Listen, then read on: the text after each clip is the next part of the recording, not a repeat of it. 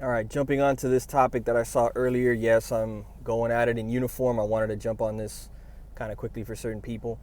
Um, okay, topic is uh, ENTPs and ENFPs can struggle to type themselves. Okay, they are one of those groups of people that I feel can struggle the most when it comes to typing themselves or being typed.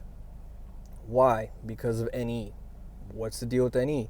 NE is about looking at different possibilities. It's not about figuring out exactly this is the way, this is the answer, close the book on it, it's done.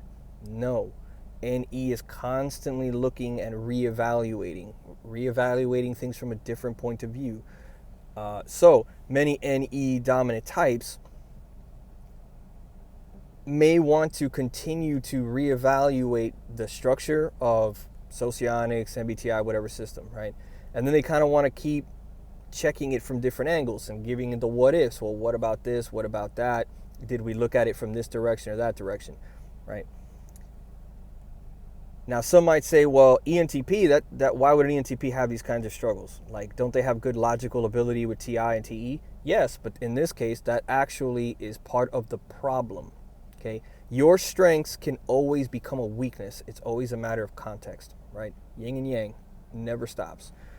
So in the case of the ENTP, you may have somebody that, yes, they have this NE and they keep like wanting to look at this, look at that, and the other, and that is dominant. So it never stops. Okay, they can't turn it off. But they have very good thinking capabilities. So they are very good at coming up with rational, plausible reasons as to why they could be this type or that type, and so on. And that's the problem, right? An ENFP may not always be able to come up with good, rational reasoning. They just might not be satisfied with how they feel about the typing, or maybe they feel like it didn't quite capture certain aspects of them, or that it's too structured and too limiting and still doesn't quite capture certain things. Okay, but that's not exactly giving you very good reasoning using the structure of the system like Socionics. So adding a little more on this, you could potentially have somebody who understands the system very well. They understand the definitions very well. They know the model A, they know model G, they know model A, B, C, D, and Z. They probably know every other model out there. They know it all, right?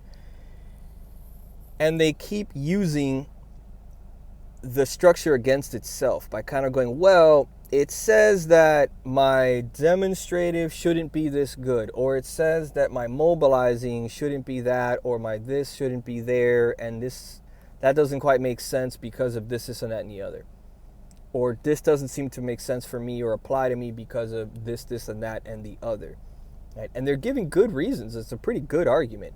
It may not be great. It might not always be mind-blowingly awesome, but it's good enough that it's plausible and you have to start considering it.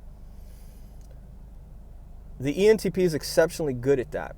This is the strength of the ENTP. That's why across all systems, they always say that an ENTP makes for a great lawyer, a great debater, that they can play all sides. Why? How is it that they can play all sides? Because they can see all angles, and because they have good TI and TE, so they're capable of making excellent points, reasons, and rationale for why they believe this, or why this, and why that, and why the other. It's pretty damn good, and it's pretty convincing enough.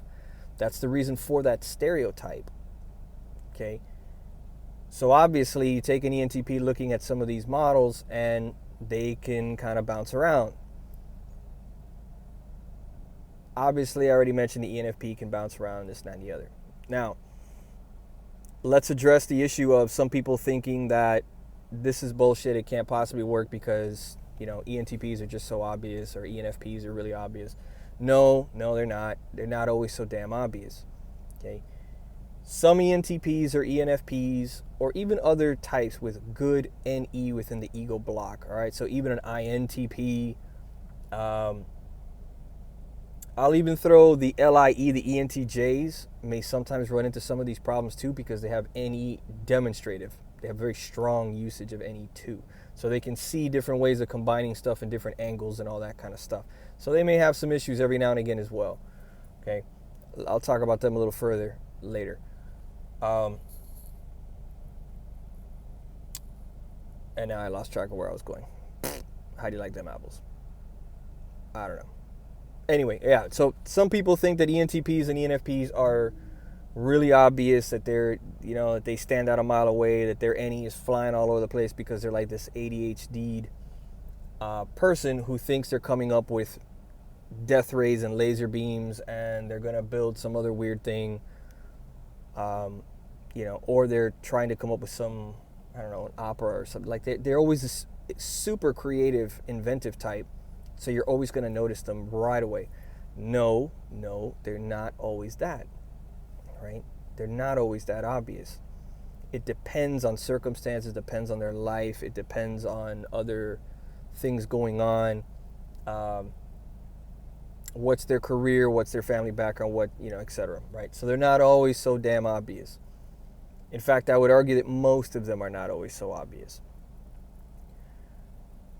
So you can't bank on this idea of this uber creative person or the individual with the mermaid, purple hair, bohemian look, hippie chick. Like, no, they're not always going to present like that. Or this like floating through the air with goofy ideas every other second, like totally implausible. They're not always going to be that way either. So get that out of your head.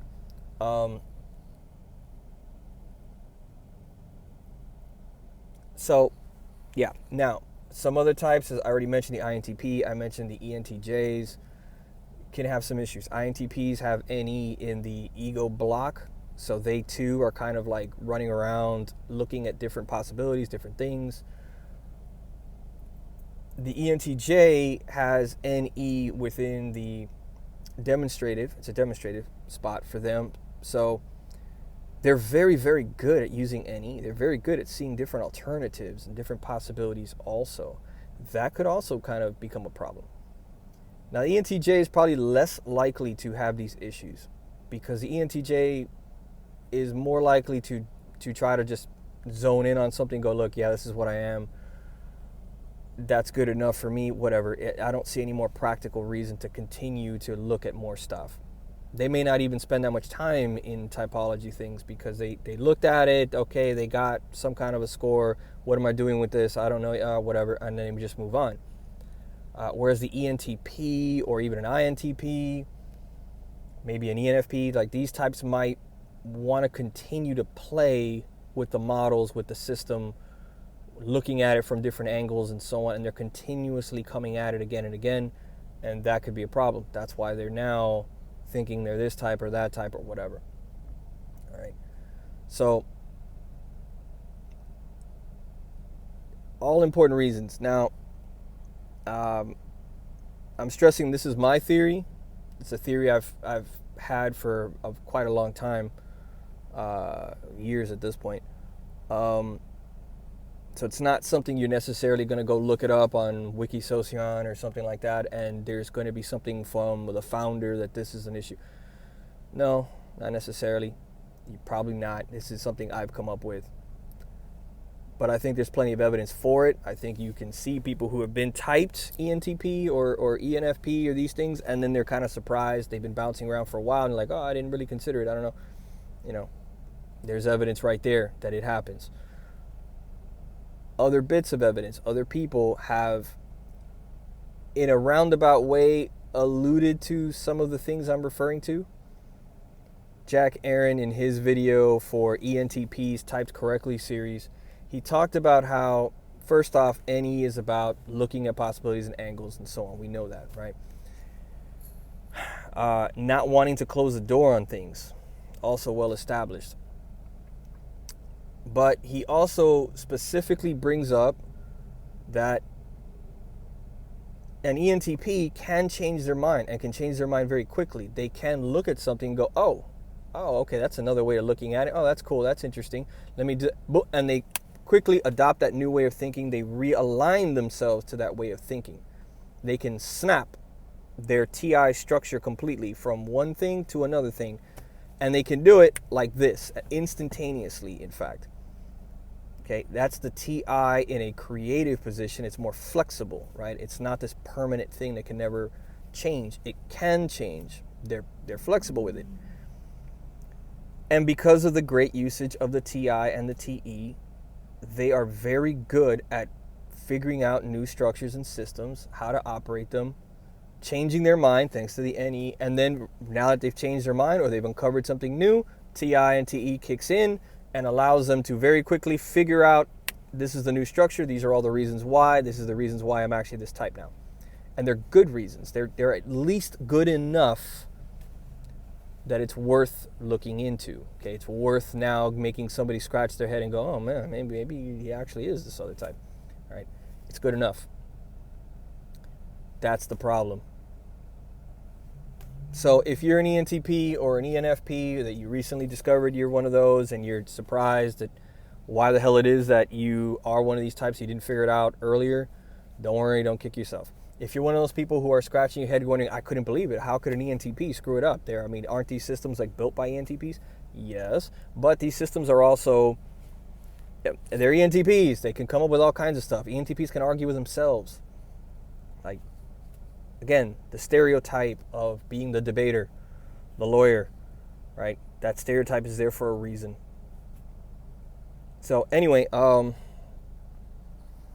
let me know what you think. I'm actually quite curious about this one. I'm especially curious of people who are some sort of strong NE user and made this kind of mistake, this kind of thing happen to them. Yeah, in particular, I'd like to hear from them. But as always, other people's comments and stuff like that. Yeah, etc. So, I don't know, what else do I want to say on there? Yeah, no, good enough for me. Okay, on to the next thing.